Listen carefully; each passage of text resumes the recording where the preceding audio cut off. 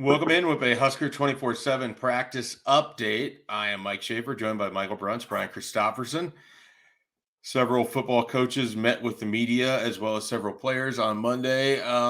Where do we want to start? You guys want to talk about Eric Shenander, Travis Fisher, or do you want to go Marquis Buford and Chris Kolarovich? I'll give you an option. Let's go coaches first. Okay. All right. BC, what takeaways did you have from Eric Shenander today as he was kind of walking through where Nebraska's defense finds itself for practices in this spring with several new faces over there? There's basically two categories of player at this point, because there's your guys returning who this is old hat what they're going through over the last week, and then there's your new guys who they've been given a chunk of installation stuff and they're swimming in it, as is a popular phrase that is often used this time of year. So that's where they're at. They want to throw all this stuff at the new guys. Some of it's going to take, some of it won't right away, but that's okay. Shenander said you'll get around to the details on that stuff, but you want to start throwing that at guys, seeing how they move around and how they respond to it, and you kind of hone in on the details as you go. So we're not to the point yet where everybody's on the same level. I mean, it's a deal where if I'm a guy who is returning, I'm trying to get out in front of the pack right now, because I know this stuff, or I should know this stuff from previous studies, while the other guys are still figuring it out. Bruntz, what did Travis Fisher have to say? Yeah, I thought he of course has a group that needs to find new starters, and he's looking at what's inside guys. He said, who's the competitor, who's the dog, who's going to go in there and just really kind of shake things up. It was kind of interesting. Somebody asked, just generally, how much do you miss JoJo Domann not being out there? And he kind of laughed and said, well, we miss all those defensive guys not being back there, because if you think about it, you have two multi-year starters at safety. You have a corner that just ran a 4.38 at the NFL scouting combine.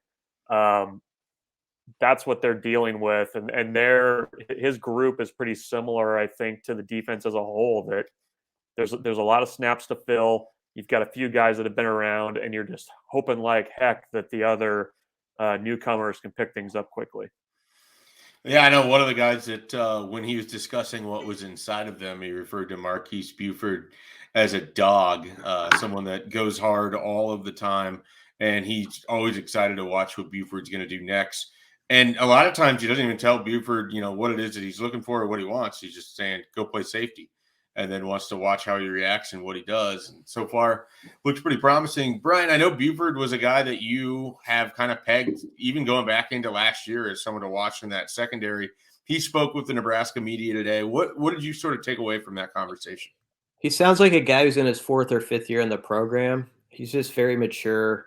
I mean, it could be any question. He was asked about Casey Thompson and like what he's about, and he handled that. Like a guy who's been doing interviews throughout his career for multiple years. He has been primarily working at safety. That's all he's been working at so far, as a matter of fact. So that tells you something, because that was a big question of the spring: is where do you move the Buford chess piece? Obviously, he could play corner too.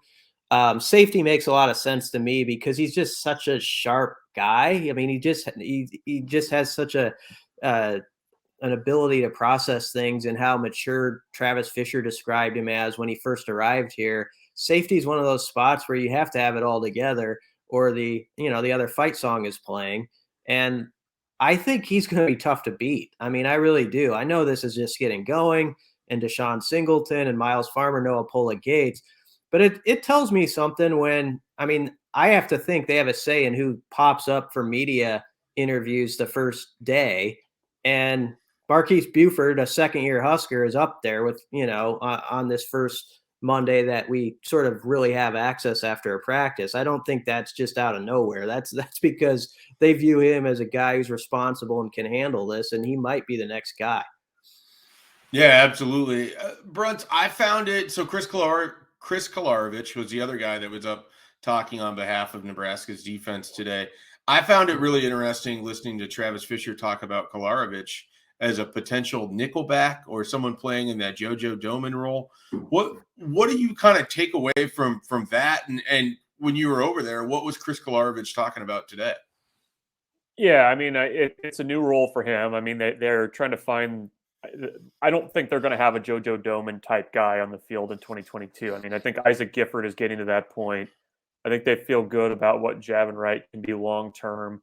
But, Kolarovich is a guy who, has played kind of that role at Northern Iowa. He's athletic. He tested off the charts when he arrived in Lincoln last year.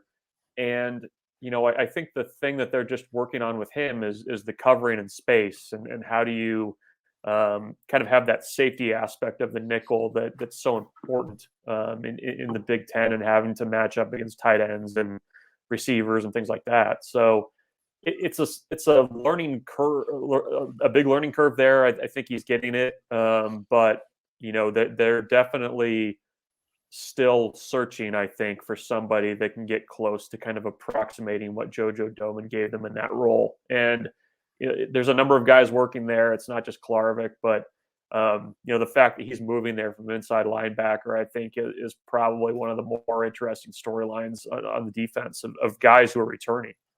Yeah, it certainly says a lot about him that his athleticism allows him to even consider that move. Yeah, I mean, you look at what he did. Last year he was one of Nebraska's best testers in the offseason, and I think he's maybe not given the credit that he deserves maybe as an athlete, but he's I think he can do it physically. It's just a matter of the scheme stuff. All right. Any closing things you want to sneak in here before we end this practice update? Anything else you want to add? Any nuggets? Any pearls of wisdom?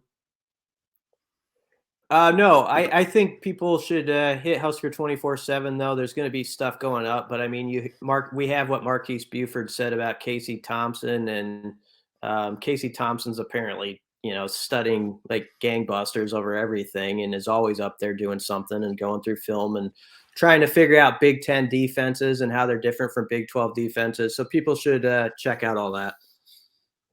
Absolutely. Bruntz?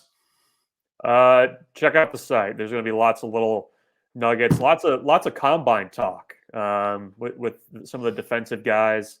Like the farming equipment? Yes, we're gonna it's almost planting season, and we're gonna start talking about that on the site. But a lot of pride in what Cam Taylor did, and JoJo Doman, of course. So we'll have some of that chatter as well on the site.